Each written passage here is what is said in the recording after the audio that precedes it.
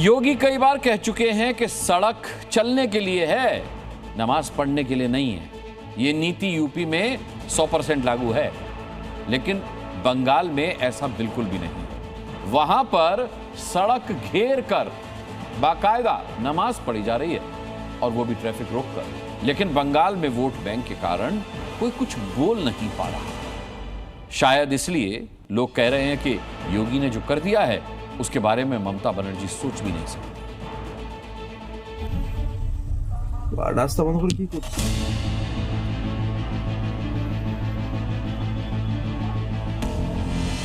सड़क चलने के लिए होती है।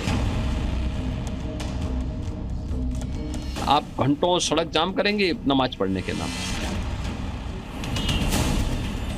सड़क के एक तरफ गाड़ियां जाम में फंसी हैं, ट्रैफिक में लोग धीरे धीरे रेंग रहे हैं, क्योंकि सड़क के दूसरी तरफ भाईजान नमाज पढ़ रहे हैं। रास्ता बंद कर की कुछ एक तरफ का ट्रैफिक रोक दिया गया है, नमाज पढ़ी जा रही है। कोलकाता की सबसे व्यस्त सड़क पर रमजान से ठीक एक दिन पहले बीच सड़क पर नमाज पढ़ी गई। वहीं दूसरी ओर उत्तर प्रदेश से भी नमाज पढ़ने की तस्वीरें आई, लेकिन कहीं भी भाईजान ने सड़क घेर कर नमाज नहीं पढ़ी। कहीं भी नमाज के कारण ट्रैफिक जाम नहीं हुआ, किसी भी सड़क को नमाज के लिए बंद नहीं करना पड़ा। यूपी में भाईजान ने मस्जिद और ईदगाह में ही नमाज अता की। यही है फर्क योगी मॉडल का और दूसरे राज्यों में वोट बैंक मॉडल का। यूपी में ईद और रमजान में सड़क पर नमाज नहीं पढ़ी जाती, मस्जिदों से तेज आवाज में अजान भी नहीं होती। अब तो मुहर्रम के जुलूस में हंगामा भी नहीं होता, और न ही शब बारात के नाम पर हुड़दंग होता है। अब तो बहनों और भाइयों, उत्तर प्रदेश में कोई सड़क पे नमाज भी नहीं पढ़ता।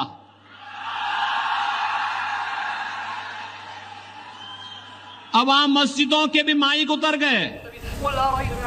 कोलकाता की जिस सड़क पर नमाज पढ़ी गई, जी न्यूज उस सड़क पर पहुंचा। हमने देखा ये एक व्यस्त सड़क है।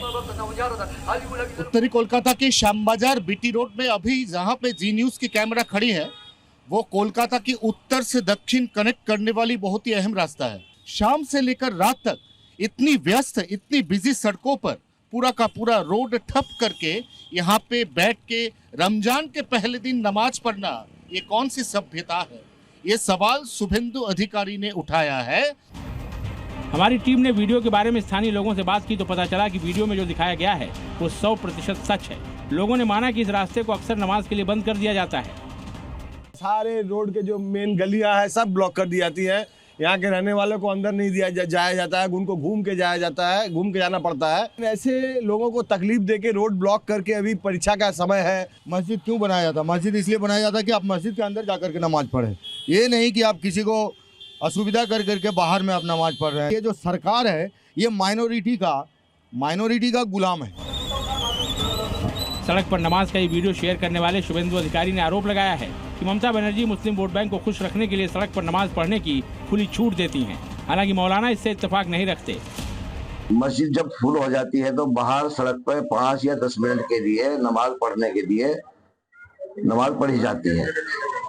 अब इसमें जो है रुकावट पैदा करना, पाबंदी लगाना कि ये मुसलमान नमाज पढ़ रहा है, डर और खौफ का माहौल पैदा करना, ये सोची समझी साजिश के तहत मामला चल रहा है। सड़क चलने के लिए बनाई गई है और नमाज पढ़ने के लिए मस्जिद और ईदगाहें मौजूद हैं, तो फिर खुलेआम नमाज क्यों पढ़ी जा रही है?